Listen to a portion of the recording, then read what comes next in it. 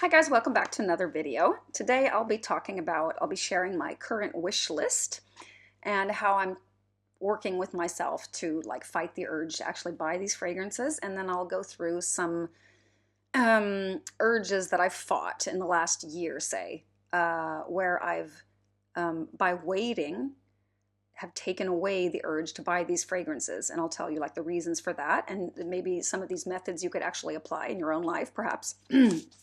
The whole purpose of the video is to maybe save you some money and just give you some inspiration on like why waiting sometimes is a good idea. Okay, first on the list is Moon Bloom from Hiram Green. It is really the perfect slightly green tuberose fragrance that I can think of. I have Carnal Flower from Frederic Malle, which is similar, but I think Moon Bloom is slightly better.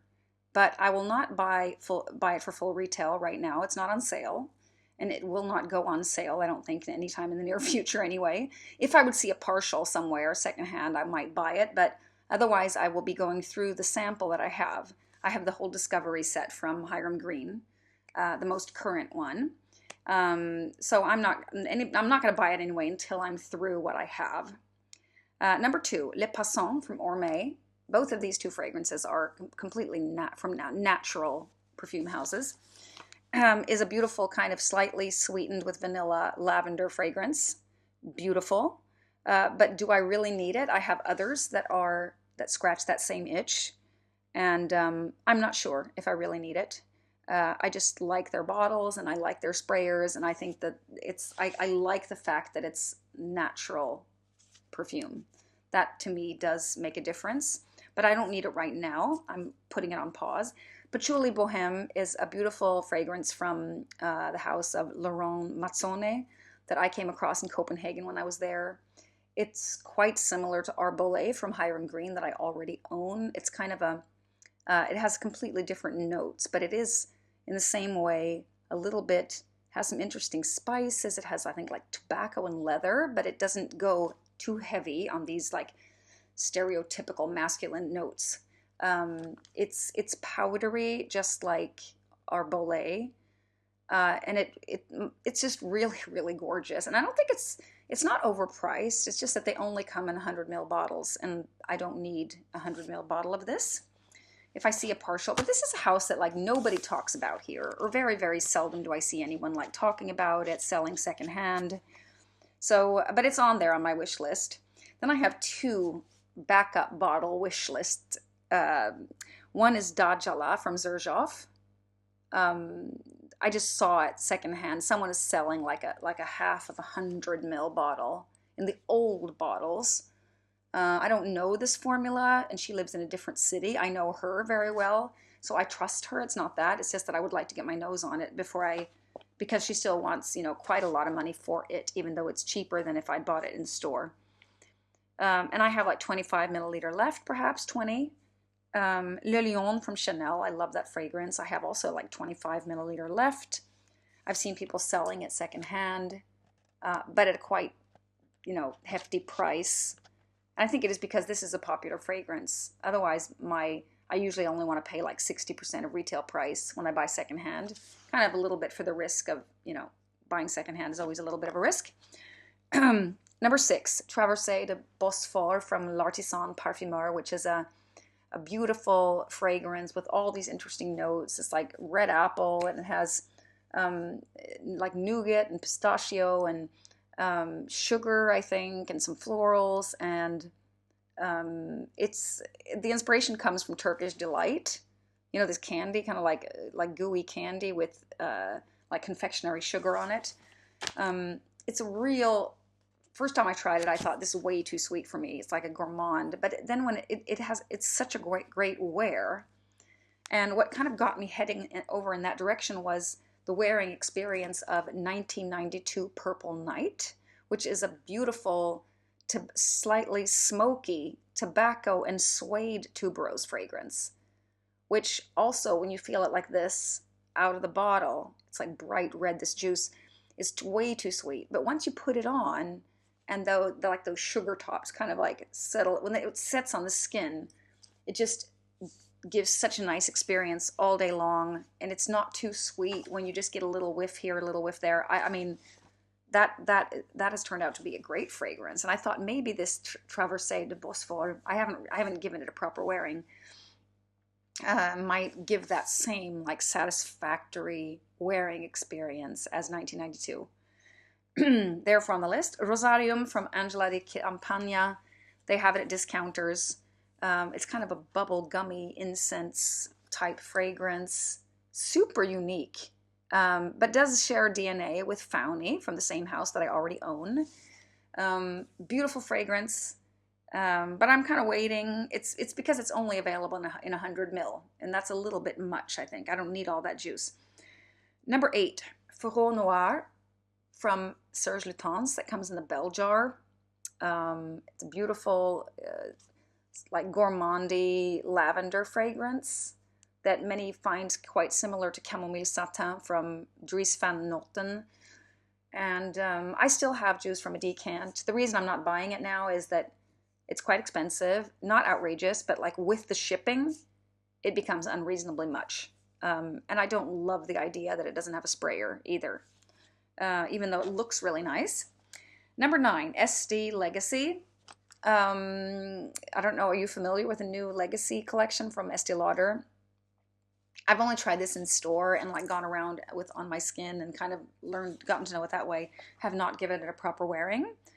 And it's too expensive to buy it if I have not given it a proper wearing. So if I get a hold of a sample or something, maybe I'll try it first and then see. Number 10, Tuberose Gardenia from Aerin, which used to belong, it's the same fragrance as Estée Lauder used to have under the name Private Collection Tuberose Gardenia, and it was kind of in a bottle with this shape. And I had a bottle. I didn't reach for it that much, so that's why I'm hesitating a little bit. But now it comes in a 50 ml bottle. It's a really nice fragrance. And then there's Ashoka from Neela Vermeire Parfums from that's created by Bertrand de Chafour, which is such a nice fragrance. One of the few with fig that I really, really like. It has all these beautiful florals. It has mimosa. It has some incensey notes in the base, maybe something balsamic, something woody as well. It has so many layers. It's just a beautiful fragrance, but it's pricey. It's really pricey, and I can't get a hold of it in Sweden. I would have to probably pay some shipping. Yeah. Number 12, Daphne from Comme des Garçons. It's also a very layered fragrance with florals and a bit of smokiness under, maybe incense. It has many, many notes. I can't remember exactly what's in there. I just know that I love it. And I have it decant. Have a couple milliliters left. And the last one, number 13, is D'Incanto from Perfume Roma, which is a really nice, easy wear patchouli fragrance. And what's holding me back there is the price. This particular fragrance is more pricey than most of their other ones. I'm not sure why. And I have patchouli from the same house, which kind of is making me think that maybe I don't need them both. Anyway, that was my list of 13 wish list perfumes. 2 of them backups, which I'm just against that. But if I would come across a really good deal, that's when I would go for that. And I have some fragrances here, urges that I've kind of waited out. Jasmine Yucatan from DS and Durga is the first on the list. It just, when I've been through my decant, 3 milliliter, I was done. It's just too beautiful, and I got really bored. It's now off the list for that reason. Then there's Apotheos from Ulriza L. Legrand, which is a beautiful aldehydic, sparkly, laundry-like fragrance with a little bit of fruitiness.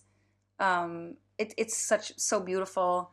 The reason I didn't buy it and it's off the list is when I went to the shop that sold it, I preferred another fragrance and bought it instead, Empire des Indes.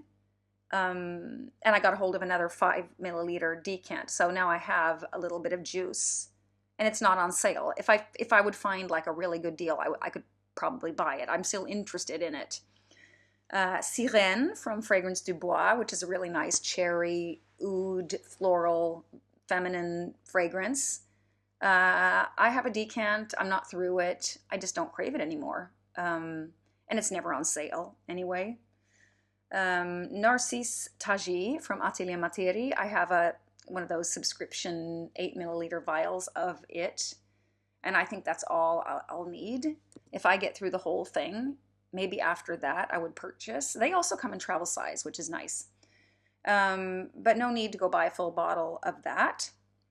Chamomile Satin, same as I said about Jasmine Yucatan. It's from Dries van Noten.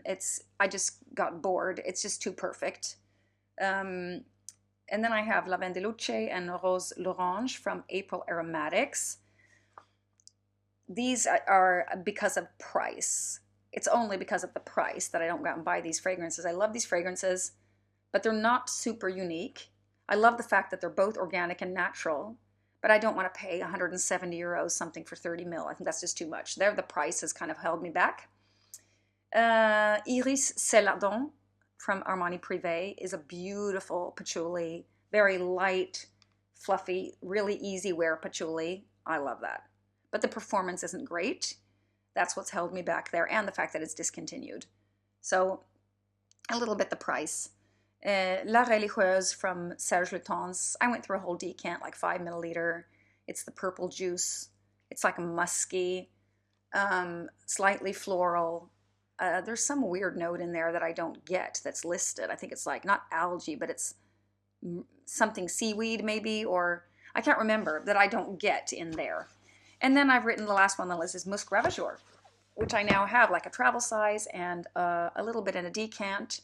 And I just stopped wearing it. I'm just like, this is good, but I know this fragrance already. It's a little musky. It's a little bit gourmand. It's a little bit like ambergris-ish. I'm not sure why I don't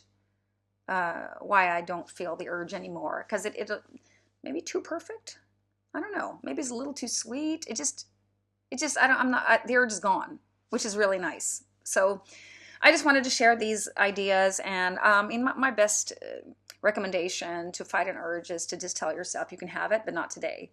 And just put it on your list, and then maybe get a smaller amount, like a sample or a decant, and then never ever go out and buy the bottle for full retail if you still have juice left.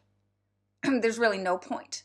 I mean, the only reason would be if you're afraid they'll take it off the market, like they're going to discontinue it. But I mean, it's just a fragrance, and there's so many fragrances out there. So, and you just can't own them all. There's no way. But there's a sneaky, like like you have a little bad part of yourself and a little good part of yourself. That little bad part of yourself that just wants to go out and spend instead of to save. Sometimes we'll pull a trick on me, and it says, "Why don't you just go out and buy everything on your wish list, and then you're out. You don't have no more urges." But the thing is that I'll just get a new urge list, say a month from now. Then I'll have stumbled upon something else that I want. So that's not going to help. I think it's going to make it worse. The more we get, the more we want. I think that's how it works. This whole wanting thing. It's like a dopamine thing, I'm sure.